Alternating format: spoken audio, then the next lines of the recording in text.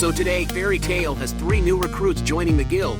The members were very welcoming of them, until one of them starts conceitedly yapping away, bragging on how strong he is, how he can make the guild stronger, stating a fact like calling Team Shadow Gear weak.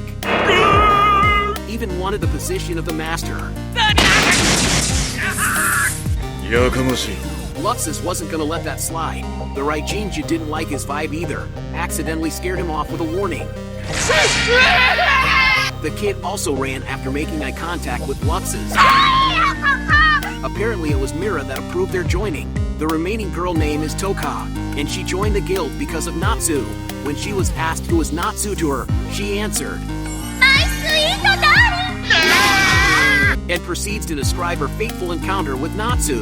She only dropped out of her love scenario after Makarov told her Natsu is currently on a quest, and not just any quest, but a 100-year quest. Reason for the name is because the quest was first posted 100+ years ago and was never completed till present.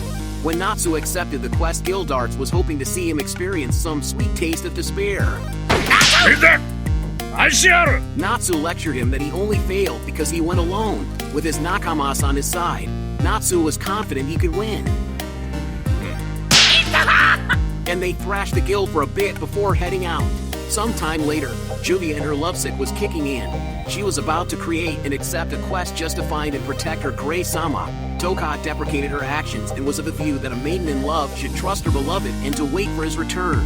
The bickering continued with them listing the potential love interests of their bias, and how they stood little chance with so many love rivals. During then Gajeel caught Touka mentioning a suspicious name, Briar, as in the girl from the cult. He then dressed himself as a detective and managed to convince Juvia to help him with his investigation. Starts by tailing her. Meanwhile, on a different continent named Guiltina, Natsu and the regular crew is currently heading to a guild named Magya Dragon, also known as the first ever created guild. The guild is a shabby-looking castle with an oversized dragon statue on top.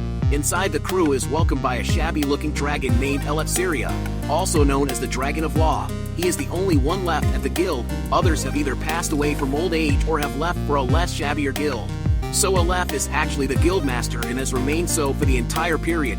He explained how he's similar to Acnologia, in the sense that he turned into a dragon after going overboard with dragon-slaying magic. Anyway, he turned into a perverted old man after seeing Lucy and Erza with their well-developed bodies. That's cause all those who have come previously were either rugged old men or macho meatheads. Moving on, Aleph had them sign a written pledge to secrecy and to prevent liability in the case of death, which everyone agreed immediately except for Lucy.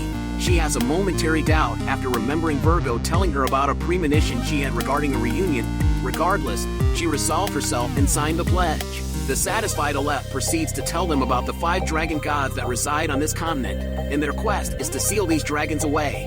He added that these dragons are more or less at the strength of Acnologia, hence earning them the title Dragon Gods. When Erza mentioned Acnologia was defeated by Natsu here, Aleph was certain this will be the group to finally complete his quest. He briefed them the lores of the dragons, like how well they hid themselves and almost no one, including those in the Magic Council, knew of their existence. But when they do act, it is bound to be a catastrophe.